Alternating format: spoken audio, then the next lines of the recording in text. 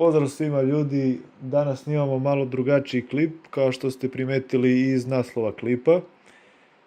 Radio sam na radim i dalje na jednu vrlo zanimljivu temu, a to je veštačka inteligencija.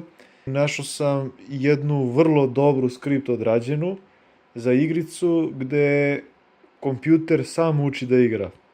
Pa sam mislio da podelim sa vama to oduševljenje i da vidite uopšte kako veštačka inteligencija može da bude moćna, a i zanimljiva.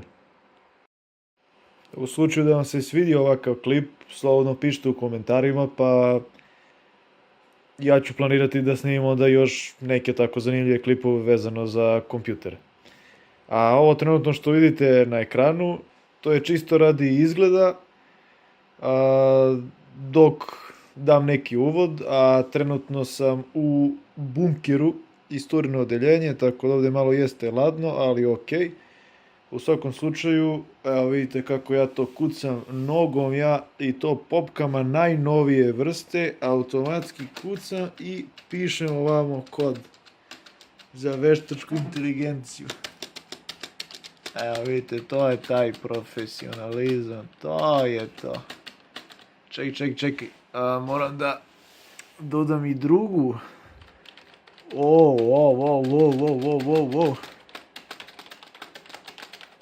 Kako cepa, čoveče. Dobro, ništa, idemo da vidite stvarno šta je veštačka inteligencija. Idemo u kompjuter. I evo ga, gledate profi playera koji igra Marija. Ali ovo nisam ja, niti bilo koji čovjek. Ovo je kompjuterski program zvani Mar.i.o.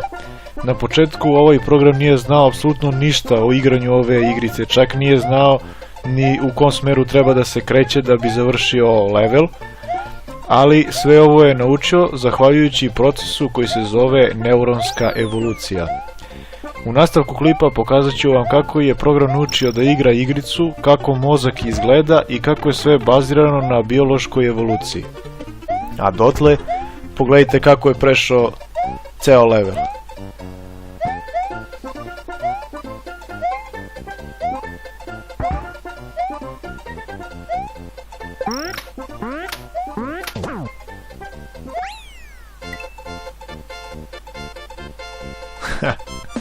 Čoveče. Sada ćemo da se vratimo i evo kako izgleda Marijev mozak i kako donosi sam odluke koje će dugme da pritisne. Kao što vidite u gornjem delu vidimo strukturu koja ima treptuće kvadratići i linije i takva struktura se zove neuronska mreža.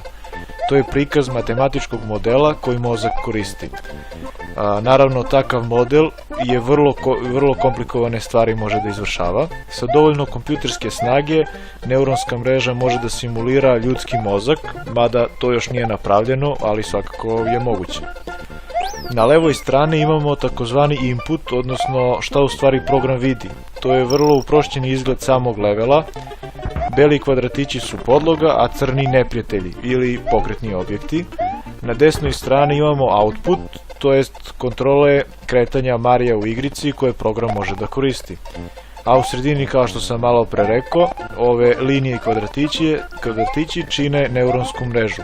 Svaki kvadratić oponaša neuron, a linije koje ih povezuju su aksioni i dendriti, kao u ljudskom mozgu. Samo mala količina ovih neurona se koristi u ljudskom mozgu i zato ljudi kažu da se čovjekov mozak koristi samo 10%. Ova neuronska mreža koju vidite je vrlo komplikovana i stvorena je za 24 sata, što znači da je kompjuter učio 24 sata kako da pređe ovaj level, koji je trenutno prešao. A sad ću da pustim iz početka i da vidite kako u stvari program kreće da uči i da igra ovu igricu. Kao što vidite, program je veća debilčina nego što ste mislili, ali samo u početku. U slučaju znači da Mario stoji u mestu samo, simulacija se prekida i kreće iznova. Zato se stalno restartuje i kreće ovaj pužić da pada. Što više ima neurona, to je pametniji, to jest bolje zaključuje i bolje donosi odluke za to šta treba da uradi u datom trenutku. Na osnovu par najvećih pređenih distanci obrađuju se podaci i neuronska mreža mutira, to jest prelazi u novu generaciju. Svaka nova generacija neuronske mreže je pametnija. Trenutno, kao što vidite, malo pre smo imali jedan neuron, odnosno jedan ovaj kvadratić beli, i evo sad polako, evo ga drugi, probava, stvara, još znači ne zna ni da se kreće. Evo, tek je sad provalio da ide ovamo. I samim tim, znači on tako uči. I eno vidite, na kraju pređe celu igricu, odnosno nivo. To je to, ljudi. Za više informacija pogledajte video, postavit ću linkove youtubera koji je napravio ovaj odličan i zanimljiv program. Pišite u komentarima, želim da čujem vaše mišljenje, da li vam se sviđa ovakva vrsta videoklipova, i to je to.